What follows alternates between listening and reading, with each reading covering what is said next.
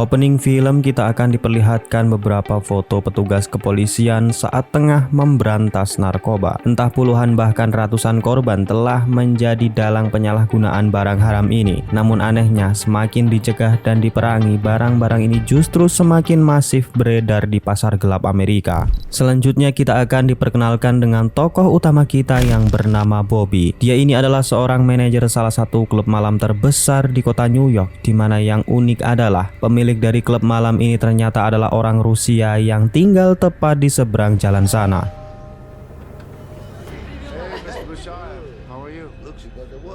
Orang Rusia yang dimaksud adalah Tuan Busayev. Dia dan istrinya sudah lama menganggap Bobby seperti anak kandungnya sendiri. Meskipun tidak memiliki ikatan darah sama sekali, Tuan Busayev sangat senang dengan kinerja dan perilaku Bobby. Untuk itulah mereka menganggap Bobby sebagai bagian penting di keluarga mereka. Namun yang lucu adalah ketika orang asing bisa memperlakukannya sedekat itu, Bobby justru merasa dibuang oleh keluarganya sendiri. Seperti contohnya di malam itu saat Bobby diundang untuk datang ke acara keluarga. Ia terlihat panik dan bahkan harus menghisap ganja untuk membuat perasaannya lebih tenang. Usut punya usut, ayah dan adiknya adalah seorang petinggi polisi. Sang ayah yang bernama Tuan Bert adalah senior polisi yang sangat dihormati. Sementara itu adiknya yang bernama Joe juga merupakan seorang kapten polisi. Di malam itu Bobby mengajak serta kekasihnya. Namun baru saja mereka sampai di lokasi, Bobby segera ditarik ke belakang untuk diceramahi. Di sana juga ada dua orang anggota polisi yang sudah dianggap keluarga oleh Tuan Bert yang juga hadir dalam pertemuan tersebut. Mereka kemudian menjelaskan jika baru-baru ini Joe telah dipromosikan menjadi kepala divisi pemberantasan narkoba. Dan secara kebetulan targetnya sendiri adalah sang keponakan dari Tuan Busayev yang bernama Vadim. Menurut laporan, Vadim telah menyelundupkan narkoba ke kota New York dalam jumlah yang banyak. Dan para polisi berharap Bobby mau membantu mereka untuk membagi informasi seputar Vadim, dikarenakan orang ini selalu terlihat di dalam bar milik Tuan Busayev.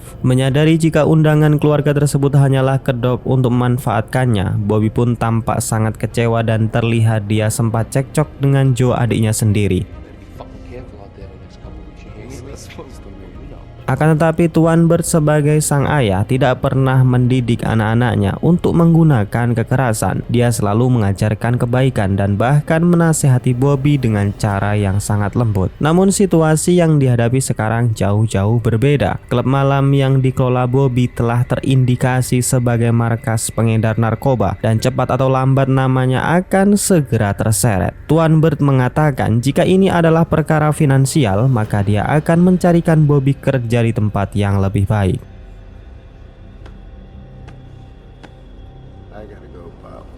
Singkatnya, malam itu pun ditutup dengan sambutan meriah dan tepuk tangan atas promosi yang diterima oleh Joe. Di sana Bobby yang menyaksikan keberhasilan adiknya terlihat sangat risih. Ditambah lagi ayahnya yang tak henti-hentinya membanggakan nama Joe di atas panggung, membuat Bobby semakin sakit hati dan memutuskan untuk pergi dari tempat tersebut. Beberapa hari kemudian telah berlalu, terlihat Bobby yang kembali melanjutkan hidupnya seperti biasa. Malamnya jadi manajer klub, sedangkan siangnya sibuk berpesta pora. Sementara itu Tuan Busayev kembali memanggilnya. Di sana terungkap jika kakek Rusia ini ingin melebarkan sayap bisnisnya ke beberapa wilayah strategis di kota New York. Dan mengingat jika klub malam sebelumnya terbilang sukses di bawah kendali Bobby, maka ia pun berencana untuk mengangkatnya menjadi regional manager yang bertugas untuk mengawasi semua klub malam milik Tuan Busayev.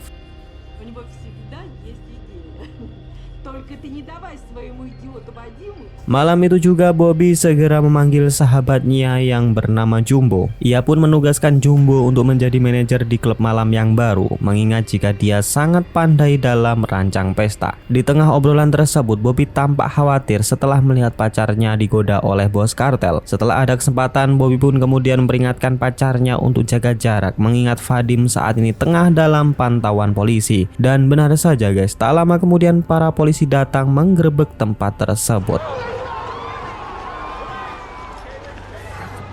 Mereka yang positif pengguna tak terkecuali Bobby segera dibawa ke markas polisi untuk diperiksa. Namun kedatangan Joe dan anak buahnya tentunya untuk menangkap Vadim. Namun saat ini polisi tidak menemukan barang bukti di kantung jaket milik Vadim dan hanya menemukan beberapa pil ekstasi di kantung jaket milik anak buahnya.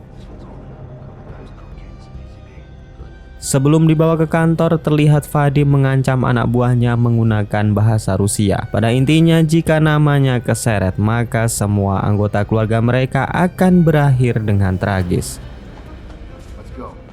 Dan sesampainya di kantor, secara mengejutkan anak buah Vadim yang tadi telah ditemukan tewas mengakhiri hidupnya. Di sana dapat kita lihat jika bos kartel ini sangatlah berbahaya. Dan tentunya kabar tersebut membuat Joe dan semua anggota polisi sangat kaget mengingat anggota kartel tersebut adalah saksi kunci di persidangan nanti. Singkat cerita, pada keesokan paginya, terlihat Tuan Bert yang tengah mendatangi Bobby di dalam sel. Di sana dia mengabarkan jika tak lama lagi dia akan dibebaskan atas kemurahan hati adiknya. Mendengar hal tersebut, Bobby pun merasa sangat terhina. Apalagi jika niat awalnya ingin membantu, kenapa dia datang ke klub bersama dengan anak buahnya secara arogan.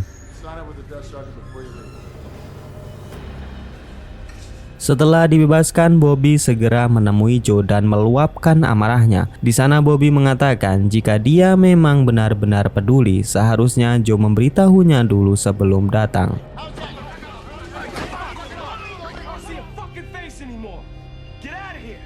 Setelah melewati hari yang melelahkan, di malam itu Joe pada akhirnya pulang kembali ke rumah. Namun baru saja dia turun dari mobil, tiba-tiba dikagetkan dengan kemunculan pria bertopeng yang langsung menembaknya tepat di bagian wajah. Kabar duka ini langsung disampaikan petugas polisi kepada Inspektur Bert. Di sana dia bertanya anak mana yang mati, seolah-olah sudah tahu apa yang akan dihadapi oleh kedua putranya. Dan tentunya siapapun yang celaka akan membuat hati seorang ayah ini terluka.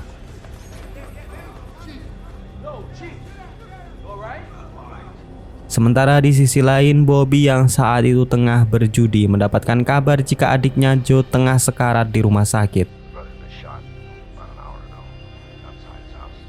Dan di saat itulah Bobby segera menyusul ke rumah sakit, mengabaikan egonya sendiri demi untuk memastikan kondisi adiknya. Setibanya di rumah sakit, Tuan Bert yang saat itu melihat Bobby tengah bersedih, menilai jika sikapnya itu hanyalah drama belaka. Namun kabar baiknya, Joe rupanya masih selamat karena peluru tersebut hanya mengenai pelipis dan tak sampai melukai otaknya.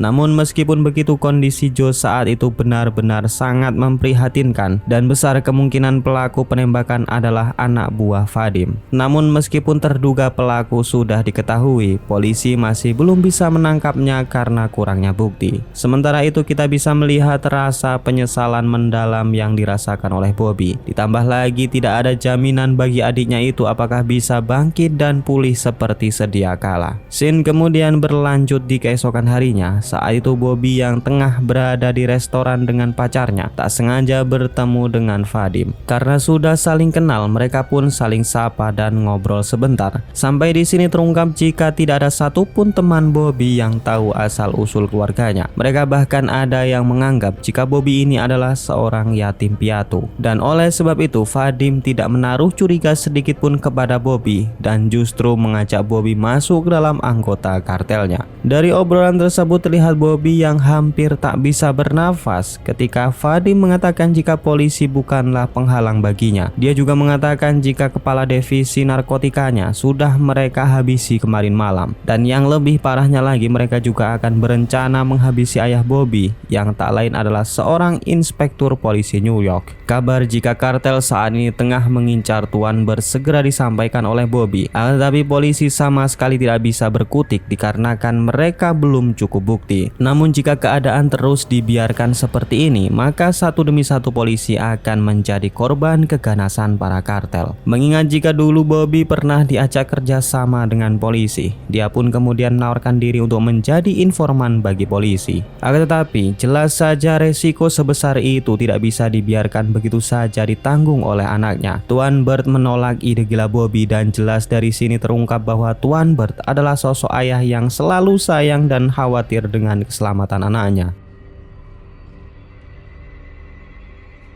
Di lain sisi, Bobby semakin gelisah setelah tahu siapa yang telah menyakiti adiknya. Kejahatan yang dilakukan oleh Vadim dan komplotannya benar-benar tidak bisa dimaafkan. Ia pun kemudian memutuskan untuk menghadap ke salah satu petinggi polisi, sekaligus menjadi rekan dekat ayahnya. Di sana Bobby menawarkan diri kepada Michelle untuk menjadi informan membantu polisi menangkap para kartel. Serius dengan keputusannya, Michelle pun kemudian memberikan Bobby sebuah korek api yang sudah dipasang alat penyadap. Misinya cukuplah mudah, menyusup ke operasi musuh dan merekam semua percakapan bos kartel. Michelle mengatakan jika terjadi apa-apa dan penyamarannya terbongkar, maka Bobby bisa meminta bantuan dengan mengatakan kode rahasia. Dan karena misi penyamaran ini tidak diketahui oleh Tuan Bird, maka secara otomatis keberadaan Bobby selanjutnya hanya diketahui oleh Michelle seorang diri. Scene kemudian memperlihatkan di mana Bobby yang saat itu disambut baik oleh Vadim. Di malam itu anak buahnya mulai menjelaskan apa saja yang boleh dan apa-apa saja yang tidak boleh mereka lakukan selama menjadi anggota kartel. Dan berhubung Bobby ini masih menjadi anggota baru, maka dia hanya boleh datang ke rumah produksi dengan cara ditutup matanya.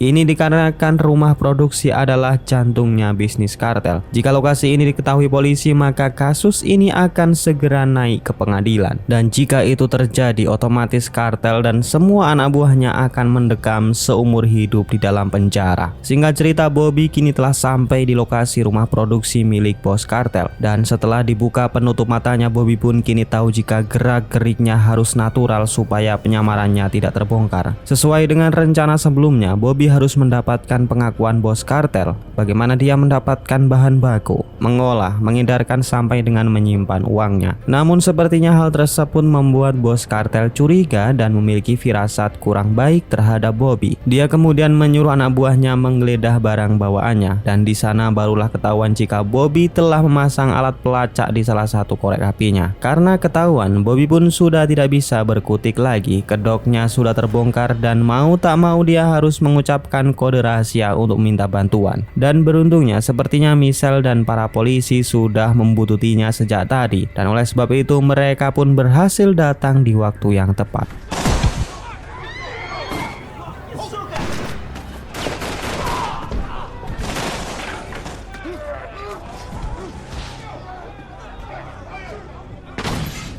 Bobby yang panik karena polisi terus menembak kemudian memutuskan untuk melompat dari atas gedung. Hal tersebut membuat kondisinya sangat memprihatinkan dan segera dibawa ke rumah sakit. Sementara itu polisi yang berhasil mengepung bos kartel dan memaksanya untuk menyerah. Setelah itu Tuan Bird yang datang ke lokasi penggerbekan tak henti-hentinya mengomel dan menyalahkan kenapa putranya dijadikan sebagai informan. Dan karena hal tersebutlah kedok Bobby sebagai anak polisi segera diketahui oleh Vadim. Di waktu yang sama, Bobby yang saat itu tengah dibawa ke rumah sakit tak henti-hentinya mengkhawatirkan keselamatan pacarnya. Kedoknya sudah terbongkar dan mereka pasti akan membalas dendam, ujar Bobby. Namun Tuan Bird kemudian menenangkan putranya. Dia mengatakan jika mulai saat ini polisi akan terus mengawalnya dan dia akan dilindungi karena hak khusus sebagai seorang saksi kunci.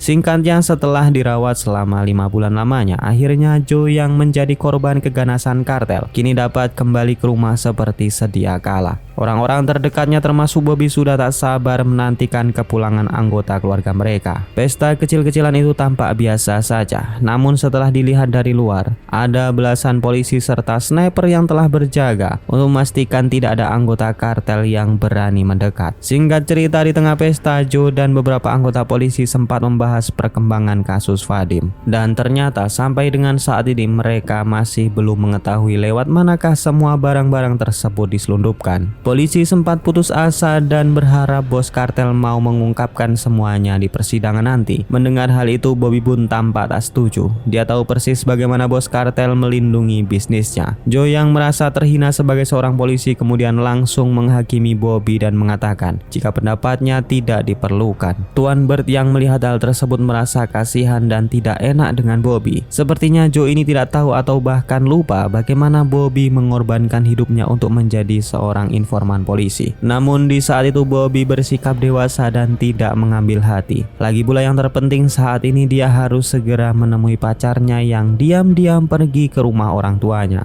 Bobby mengatakan kepada pacarnya jika hal ini sangatlah beresiko mengingat kepala mereka tengah diburu oleh para anggota kartel. Selain itu, Bobby juga memperingatkan Jumbo untuk tidak mendekati mereka dulu. Itu disebabkan persidangan Vadim akan dilaksanakan 2 bulan lagi, dan sebagai saksi kunci tidak ada tempat yang aman baik itu untuk dirinya sendiri maupun untuk orang-orang terdekatnya. Bobby bahkan harus menginap di hotel yang berbeda setiap malamnya, tidur dalam keadaan was-was dan selalu dihantui rasa ketakutan. Scene kemudian menunjukkan beberapa hari setelahnya terlihat Joe yang mampir ke rumah tahanan untuk menginterogasi bos kartel. Namun tiba-tiba petugas sipir mengatakan jika Vadim baru saja dilarikan ke rumah sakit karena pingsan. Lucunya tidak ada satupun penjaga yang paham jika itu hanyalah siasat belaka. Dan benar saja tak lama kemudian Vadim dikabarkan telah berhasil melarikan diri. Kini Bobby benar-benar khawatir dengan keselamatan hidupnya. Dia sangat depresi jika harus hidup dalam keadaan was-was. Dia bahkan tidak bisa lagi hidup normal dan beraktivitas di luar layaknya orang-orang biasa. Inspektur Bert yang melihat kondisi putranya sungguh prihatin. Dia mencoba untuk menghibur Bobby dan berjanji jika dia akan selalu melindunginya. Dan untuk jaga-jaga, di siang itu mereka mengawal Bobby dan pacarnya pindah ke tempat yang lebih aman. Di sepanjang perjalanan, Bobby dikawal 3 mobil polisi. Namun saat itu kondisi tengah hujan deras dan membuat mereka tidak menyadari jika sedari tadi para kartel sudah mengikuti dan mengincar mereka dari belakang. Tuan Bert yang berada di garis paling depan berusaha untuk melindungi putranya dari serangan kartel. Namun naasnya dia sendirilah yang terluka setelah baku tembak dengan para musuh. Dan parahnya lagi, mobil Tuan Bert mengalami kecelakaan dan membuatnya tewas di tempat.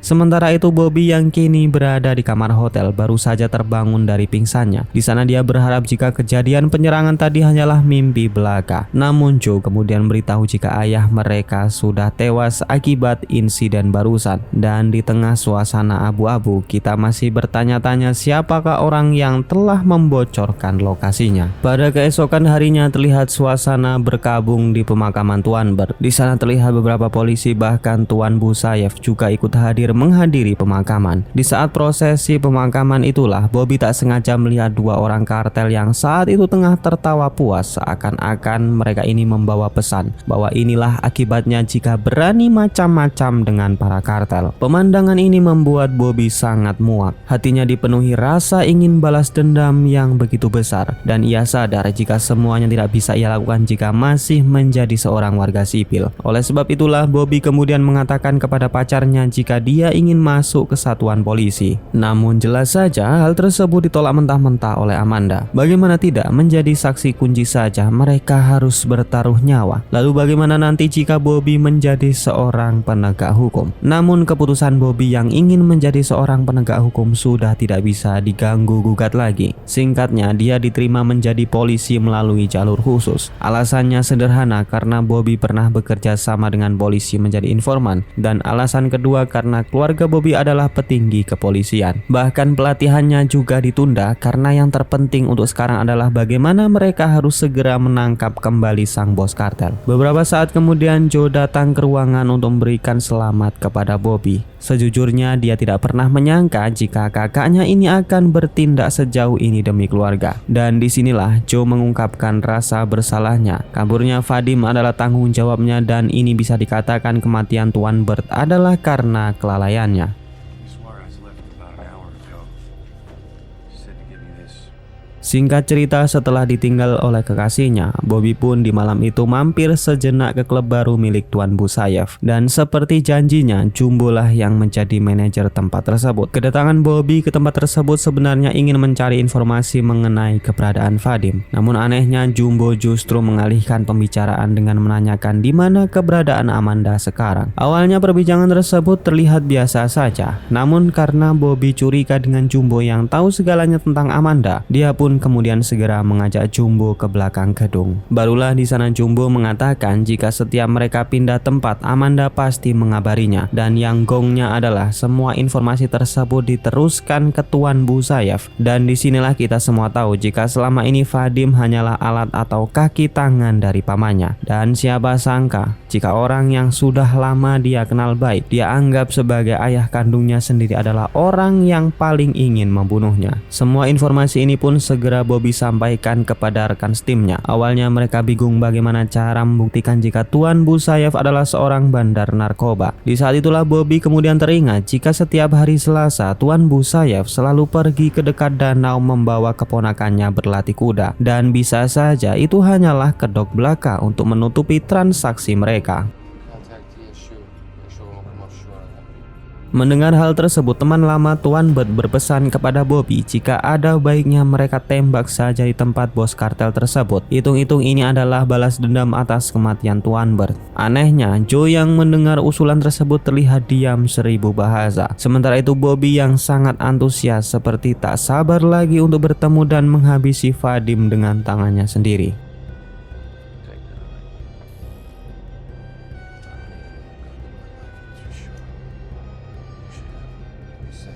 2 hari kemudian terlihat Tuan Busayev tengah membawa keponakannya ke pinggir danau seperti yang dijelaskan oleh Bobby. Dan benar adanya jika semua itu hanyalah kedok belaka di mana Tuan Busayev sebenarnya tengah melakukan transaksi besar-besaran dengan kelompok kartel. Di lain sisi Bobby dan anggota polisi rupanya sudah sejak tadi mengintai di balik semak-semak. Mereka tak bisa bertindak gegabah mengingat di sana ada anak kecil yang bisa menjadi korban. Di dalam pertemuan tersebut rupanya Tuan Busayev kedatangan pembeli, di mana kita bisa melihat jika produk ini didistribusikan dengan cara yang sangat unik. Sebuah mantel terlihat direndam ke dalam air, lalu setelahnya air rendaman itu dididihkan dan kita bisa melihat serbuk putih yang sangat bernilai. Dan setelah transaksi itu selesai, polisi yang dengan ini dipimpin oleh Joe langsung memberikan peringatan dan penyergapan pun dimulai.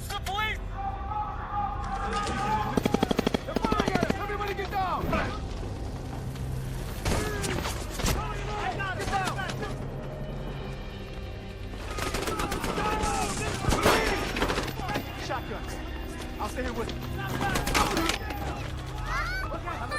Yeah, keep going, go.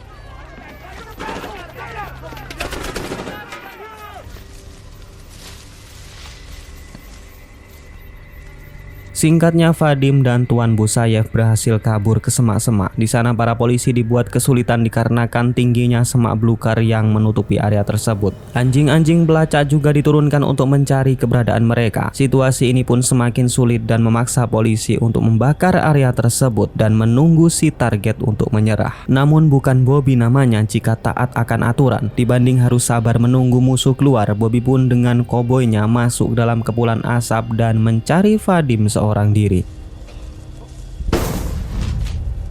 Vadim tewas di tangan polisi amatir yang baru beberapa hari menjalankan tugasnya. Sementara itu secara bersamaan Tuan Busayev juga telah berhasil ditangkap oleh rekan-rekannya dan sekarang selesailah sudah perburuan dan pembalasan dendamnya. Scene kemudian berpindah di beberapa hari kemudian terlihat kepolisian kota New York tengah mengadakan malam penghargaan. Namun sebelum masuk ke dalam ruangan, Bobby dikabari jika Joe hendak keluar dari divisi narkotika dan masuk ke bagian administrasi. Joe kemudian mengatakan kepada Bobby jika semenjak anak ketiganya lahir dia tidak bisa seperti dulu lagi. Dia harus menjaga keluarganya, berperan seperti ayah layaknya Tuan Bert yang selalu melindungi anak-anaknya. Dan film ini pun kemudian ditutup dengan memperlihatkan Bobby yang saat itu tengah duduk termenung. Dendamnya sudah terbalaskan dan kini dia juga telah berhasil menjadi seorang polisi. Namun semuanya terasa sangat hambar setelah kematian ayahnya, kekasihnya yang pergi dan kehilangan sahabatnya. Dan kemudian film ini pun selesai.